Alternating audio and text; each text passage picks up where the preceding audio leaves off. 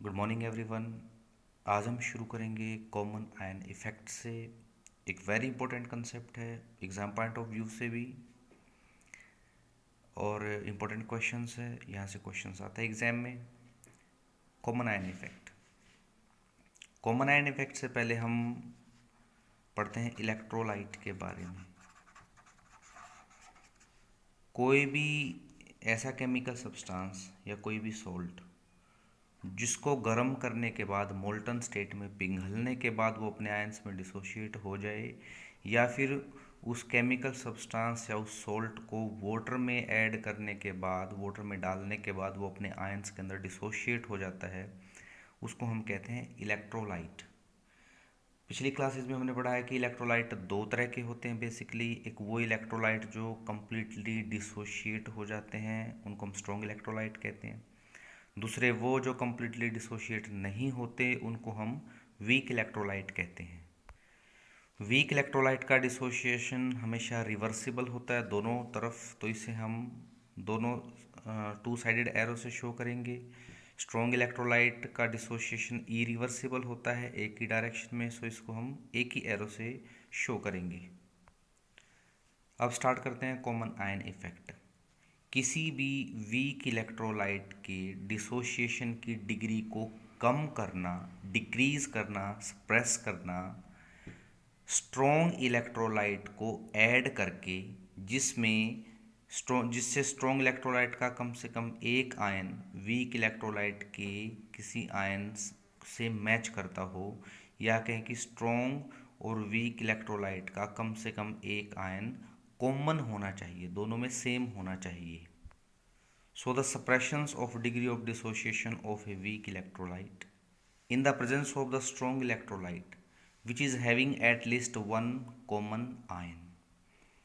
नीचे दो एग्जाम्पल हमने दिए हैं। पहले एग्जाम्पल में H2S है, वीक इलेक्ट्रोलाइट होता है H2S, हाइड्रोजन सल्फाइड। जब इसका डिसोसिएशन होगा तो दोनों तरफ की एरो से शो हम करेंगे, it will form 2H positive and S2 negative. अगर H2S में हम HCl को ऐड कर दें, HCl जो कि एक स्ट्रॉन्ग इलेक्ट्रोलाइट है, it will dissociate in H positive and Cl negative ion. H2S और HCl में H पॉजिटिव आयन कॉमन है। ली-चैटल प्रिंसिपल के according strong electrolyte HCl dissociation के बाद वीक इलेक्ट्रोलाइट के H पॉजिटिव आयन की कंसंट्रेशन बढ़ाएगा। उस आयन की कंसंट्रेशन बढ़ा रहा है जो प्रोडक्ट की तरफ है, so equilibrium will shift towards the backward direction. Le Chatelier principle यही कहता है कि अगर रिएक्टेंट या प्रोडक्ट में से किसी की भी कंसंट्रेशन इंक्रीज होती है तो इक्विलिब्रियम बैकवर्ड डायरेक्शन में चला जाएगा, ताकि बढ़ी हुई कंसंट्रेशन के इफेक्ट को डिक्रीज किया जा सके। कॉमन आयन इफेक्ट की वजह से इक्विलिब्रियम बैकवर्ड डायरेक्शन में जाएगा। H पॉजिटिव की कंसंट्रेशन जो कि डिसोशिएट हो चुका है वो घट जाएगी, तो H पॉजिटिव आयन फिर से रिएक्ट करेगा, फिर से जुड़ जाएगा H2 नेगेटिव के साथ और अनडिसोशिएटेड H2S बना देगा।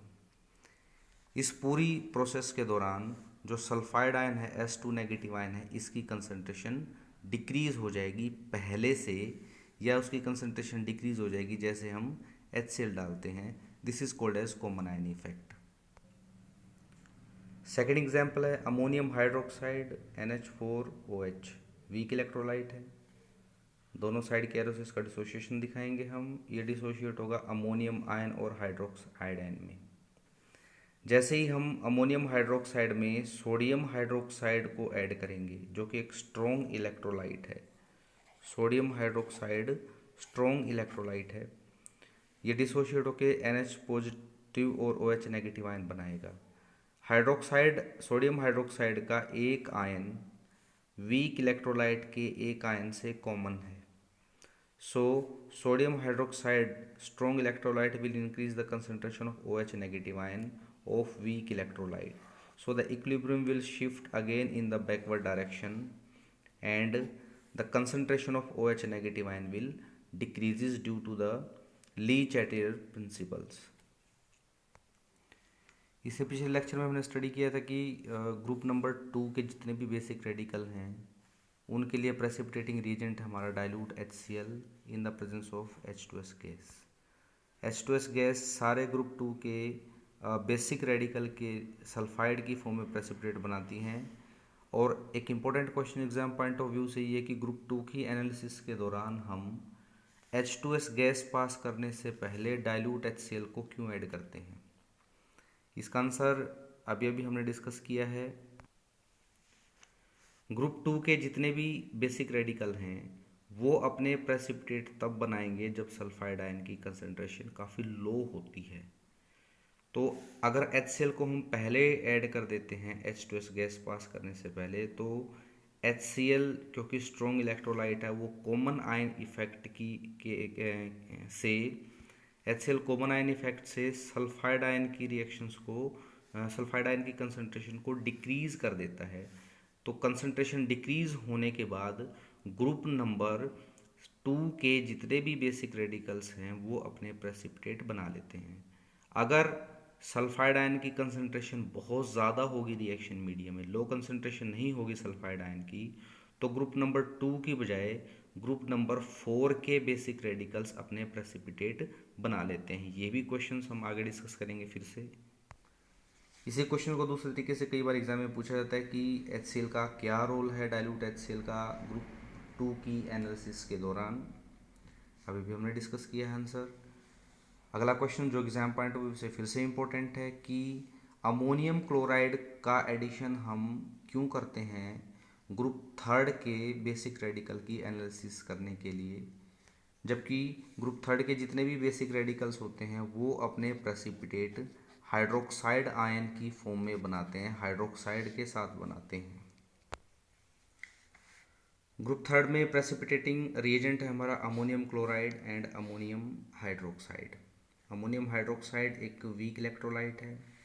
डिसोसिएशन के बाद अमोनियम आयन और हाइड्रोक्साइड आयन बनाएगा। अमोनियम क्लोराइड एक स्ट्रॉन्ग इलेक्ट्रोलाइट है और डिसोसिएशन के बाद ये वीक इलेक्ट्रोलाइट के अमोनियम आयन की कंसंट्रेशन को इंक्रीज कर देता है। So according to the Le Chatelier principle the equilibrium will shift in the backward directions and will decrease the concentration of OH negative ion. OH negative ion की अगर low concentration होगी तो ही group number 3 के basic radicals अपने precipitate बना पाएंगे।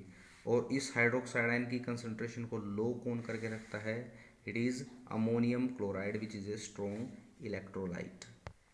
Exam में questions पूछा जाता है कि ग्रुप 3 के बेसिक रेडिकल की एनालिसिस के दौरान अमोनियम क्लोराइड का क्या रोल होता है, क्या फंक्शंस है अमोनियम क्लोराइड का। इसी तरह से ग्रुप 4 बेसिक रेडिकल्स में अभी थोड़ी देर पहले हमने डिस्कस किया था कि ग्रुप 4 के बेसिक रेडिकल्स जो हैं वो अपने प्रेसिपिटेट तब बनाएंगे जब सल्फाइड आयन की कंसंट्रेशन काफ़ी ज़्यादा होती है कंपैरेटिवली ग्रुप नंबर 2 के बेसिक रेडिकल से। ग्रुप नंबर 4 के प्रेसिपिटेटिंग रिएजेंट है ammonium hydroxide and H2S gas. तो अमोनियम हाइड्रोक्साइड वीक इलेक्ट्रोलाइट है, ये भी वीक इलेक्ट्रोलाइट है। डिसोसिएशन के बाद hydrogen sulphide H positive ion बनाएगा और सल्फाइड आयन बनाएगा, और अमोनियम हाइड्रोक्साइड के डिसोसिएशन के बाद हाइड्रोक्साइड आयन बनेंगे। ये हाइड्रोक्साइड आयन H2S के H पॉजिटिव आयन को ख़त्म करते चले जाएंगे, डिक्रीज़ करते चले जाएंगे, क्योंकि ये OH negative ion ammonium hydroxide के H2S के H पॉजिटिव आयन के साथ मिलके H2O बना देंगे।